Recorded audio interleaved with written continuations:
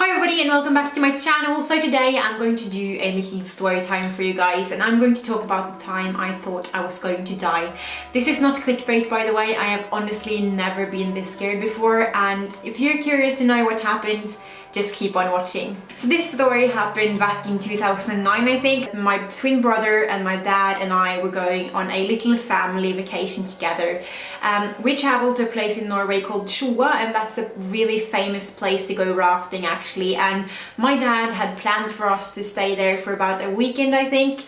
And we were all going to kind of test out doing rafting and stuff like that. The place we stayed at had a bunch of different types of activities, but obviously we went there mainly to do the rafting bits. We went on 2 rafting trips and it was seriously amazing. And then the final day rolled around. So on this day we were all feeling a little bit adventurous, kind of my dad and my twin brother a little bit more than me, gonna be honest, and they actually convinced me to join them in an activity that they had been eyeing. Like, I think they had been eyeing it for at least a day or something, and it was riverboarding. So we signed up to do riverboarding, and we were equipped with obviously the riverboards, and we also got these thick wetsuits, and together with that we got kind of thick wetsuit shoes and gloves as well, and we got helmets, we got life jackets, and we also got like these kind of flipper types of shoes.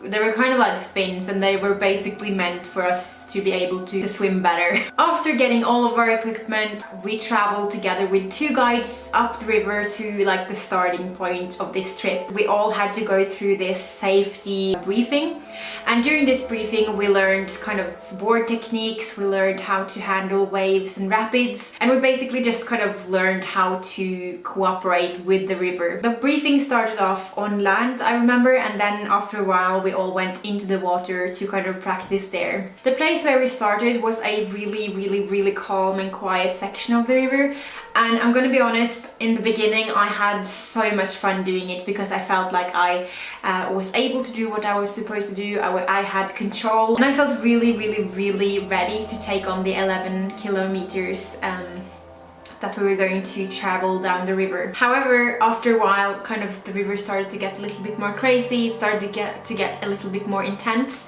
and you won't know this until you are actually in the river on a riverboard. But being in there, it's kind of difficult to look straight ahead because like the riverboard will always try to be on top of the water, so you're kind of laying like this on the water, and being me and being really short, I struggled so much with looking over the edge of the riverboard. During the briefing, the guide had talked about the dangers of, I think it's like called backwaters or like confluxes or something in English, I'm not sure, but it's basically where 2 currents meet and they collide together, and they again and again just told us how dangerous these parts were, especially in the craziest parts of the river. And whenever we were kind of coming upon one of those, our goal was to swim around it. So we had come to a place in the river where the river slowly started to get stronger and it started to be a little bit more crazier. The river had also spread us all out kind of a little bit up and kind of across the river, and we were all super focused on the guy in the front. The problem though was that he wasn't swimming on the side that I was swimming on, and I couldn't see kind of over like the tip of my board. I could only see like him in the far distance in front of me. I couldn't see like straight underneath the board. So I just remember going over this kind of rock underneath the water, and I landed straight smack bang in the middle of one of those places where 2 currents meet, and let me tell you guys, it's literally the scariest thing I've experienced in my entire life. When you're in there, it's like being inside of a washing machine and you're being tossed around in circles super fast. My riverboard was just gone. It was down the river somewhere.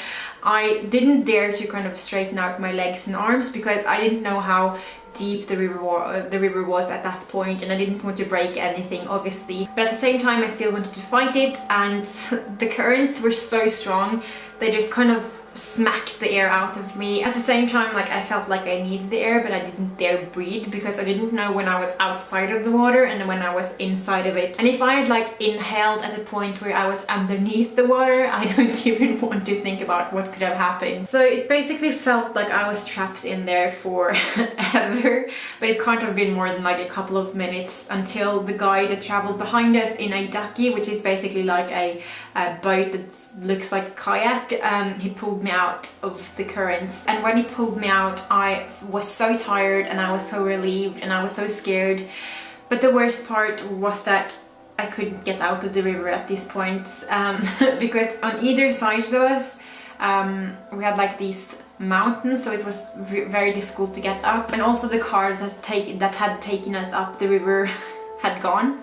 So I basically had to just finish the trip in the river. We carried on, and as the river grew stronger, I just felt myself getting more and more scared and more freaked out. When we started to get into the crazy parts, I realized that I wasn't strong enough to fight the currents, and it was so difficult for me. I have always believed that I was a good swimmer, but it changed after that experience, because like when we came to like the places where currents met and we were supposed to swim around them, I was struggling so much and I just felt myself being drawn back into them. So actually my brother, he saw that I was super scared and that I was struggling, he actually came and he helped me swim. He carried both me and himself through that because he is an amazing swimmer. It was intense, and I have never felt that much respect for nature before and fear. I just felt so small and insignificant as a person, like versus Mother Nature, you know? So when we reached the end of the trip and we finally got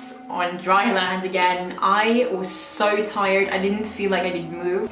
And I will never do riverboarding again, ever. So before I end this kind of story time video, I just want to say that I'm not throwing shade on riverboarding at all. I will, however, say that if you're thinking about doing it, you should know that it's super difficult.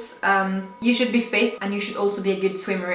As I said, I felt like I was a good swimmer, but after that experience, I feel like I'm like very average. So that, guys, was my story time. I really hope you enjoyed it, and if you did, please give me a nice thumbs up, and I will see you guys in my next one. Bye!